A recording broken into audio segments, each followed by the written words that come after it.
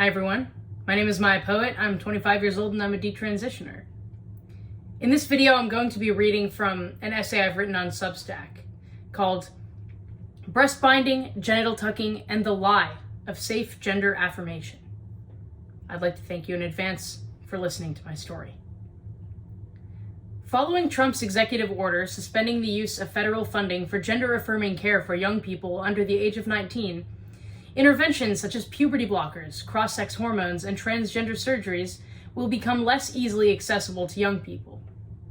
While this executive order has the immense potential to spare many youngsters from the harms of the medical interventions outlined in the legislation, our fight to end gender ideology is nowhere near over.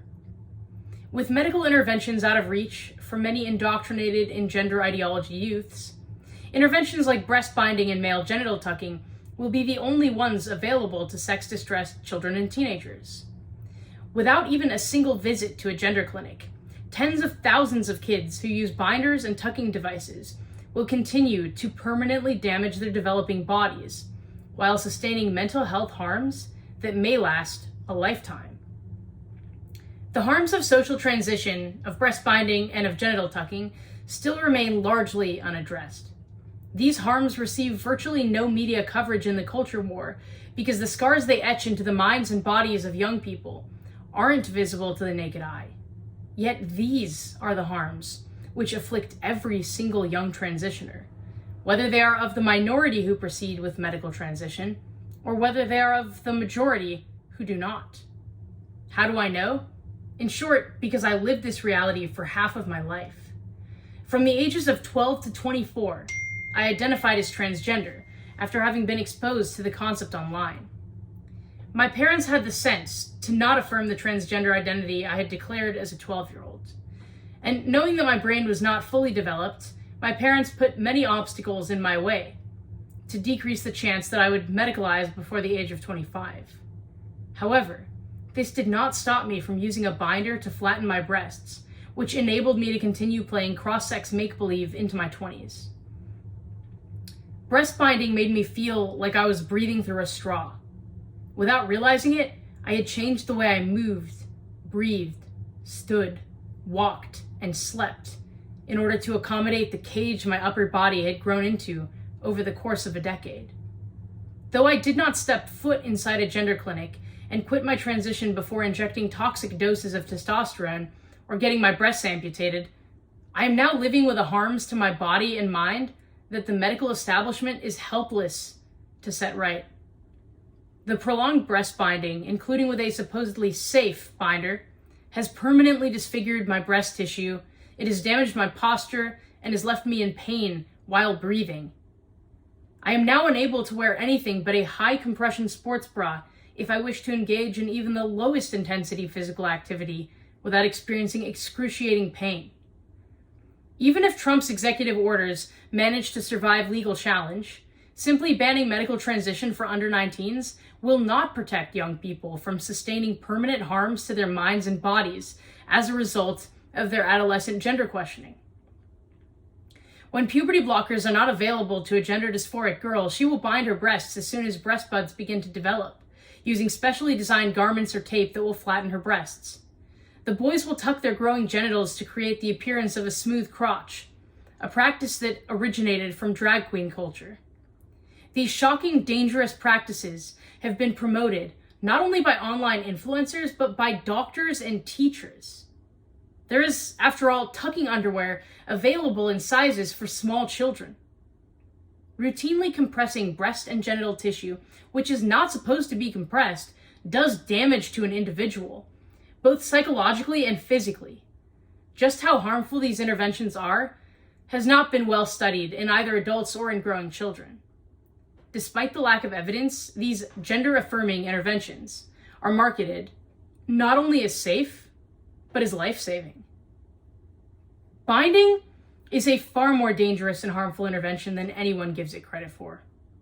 Both hospitals and online trans activists promote breast binding as gender-affirming care, with guidelines about how to do it safely, without any studies attesting to the assertion that compressing breast tissue, lungs, and the rib cage, especially of growing a child, can even be done safely. These garments can be easily bought online and have been given secretly to children in school. There is no precedent for what a woman should expect after quitting a long-term binding regimen while still having her breasts. For example, the impact of long-term compression on functions such as breastfeeding is still unknown.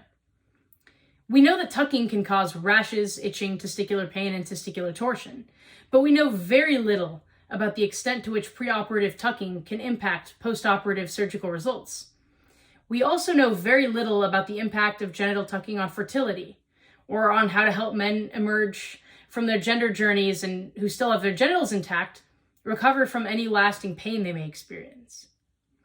The line between online activism of transgender influencers and the doctor's office is non-existent. Trans activists will tell young people to not use unsafe binding and tucking methods, while instructing them in detail about how these easily obtainable, unsafe binding and tucking alternatives work. Both activists and doctors are quick to say that binding is safe when done properly. From my experience, this is yet another gender-affirming lie. No one who encouraged me to bind my breasts at 12 informed me that even the safe binding methods would leave me with this level of pain and deformity. No one told me that this damage would be permanent. Youngsters are further convinced that these practices can be done safely because doctors have released binding and tucking guidelines, which are taken directly from the recommendations of trans activists rather than from any clinical studies. These guides read more as advertisements than as legitimate medical advice. Binding and tucking, according to this guidance, is safe when done with products purchased from approved companies for a maximum of 8 hours a day.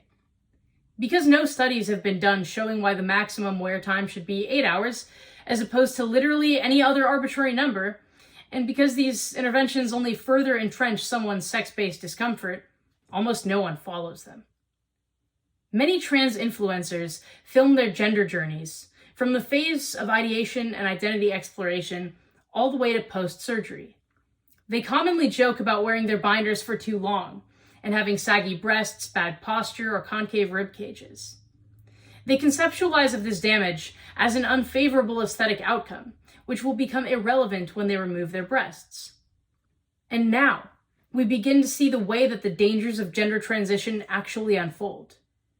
Not as a set of discrete interventions which cause harm only when a gender clinic is involved, but as a trajectory which only begins to cause harm from the moment that an idea is adopted. Kids embark upon the process of transition, thinking that it'll resolve their psychological distress.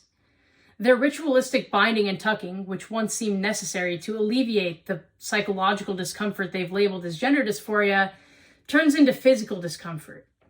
The process of modifying the appearance of sex traits through compression becomes inextricably tied to the young person's embrace of a new cross-sex identity.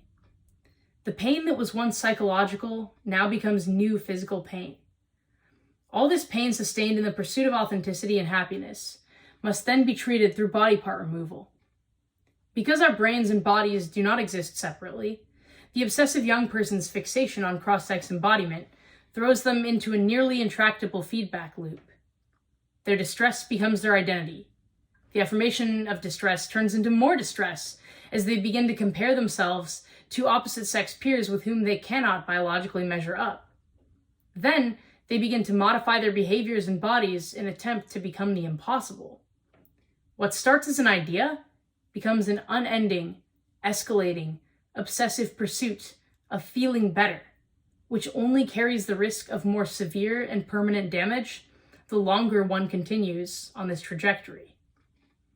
The notion that banning gender treatments for under 19s will decrease the magnitude of harm done to those incapable of consent is based largely on the knowledge that kids who experience prepubertal onset gender dysphoria, who are not socially transitioned, are likely to outgrow their dysphoria as they complete puberty.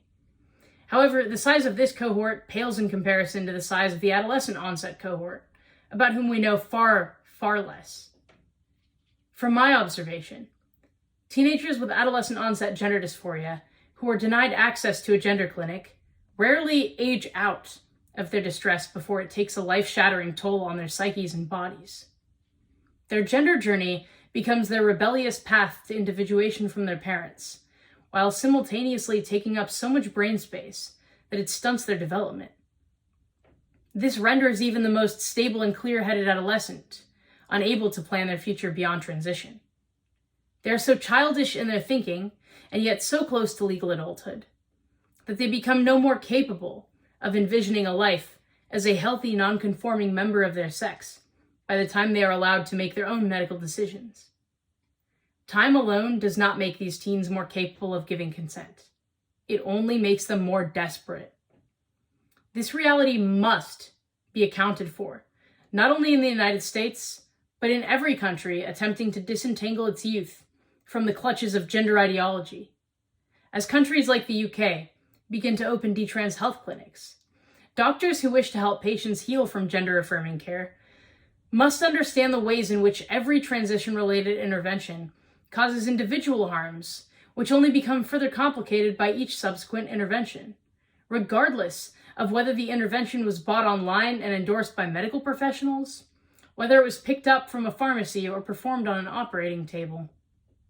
Assuming that bans across Europe and Trump's executive orders stick, despite legal challenges, we must contend with the fact that we have not solved the problem. We have only addressed a fraction of it. Many of these kids who play around with gender identities won't medicalize immediately or ever. What they are far more likely to do is to go down the path I took and still sustain irreversible psychological and bodily damage. Banning medical transition for minors is a good first step towards sanity, but it does not prevent indoctrinated children from being irreversibly harmed. It only delays the young age at which they can legally and medically escalate the harms they have already sustained into something way worse. We must remember that every bloody scar started out as an invisible one that was not caught in time. If we want to prevent more bloodshed, we must recognize the harm at its source. We mustn't become complacent now that doctors are forced to wait a few more years before cutting into healthy young people. The fact that young people can do so much damage to themselves based on an idea and with the assistance of compression garments alone should show us just how dangerous this ideology is. The fact that even the lowest tech gender transition interventions can permanently alter the life trajectory of a young person should enrage us. The fact that it only takes one click on the internet to permanently derail a young person's life should infuriate us. Until we make binding, tucking, and social transition culture war issues, we will forever be struggling to maintain our progress. These distressed young people who have been waiting years to eat from the tree of forbidden gender fruit will have had years to marinate in this destructive ideology. The day they reach legal adulthood, they will enter the gender clinic, and they will become lobbyists for the necessity of body part removal as a cure to the distress they've been incubating in their minds and bodies throughout their adolescence. Then we will be right back to where we started. Without proper psychological intervention and political de-radicalization, our hard-fought progress will become a distant memory as this scourge continues to consume our youth. Our fight to end gender ideology has not ended. It has only just begun. Thank you for listening to my essay. I will link it below, along with other platforms you can find me on. Until next time.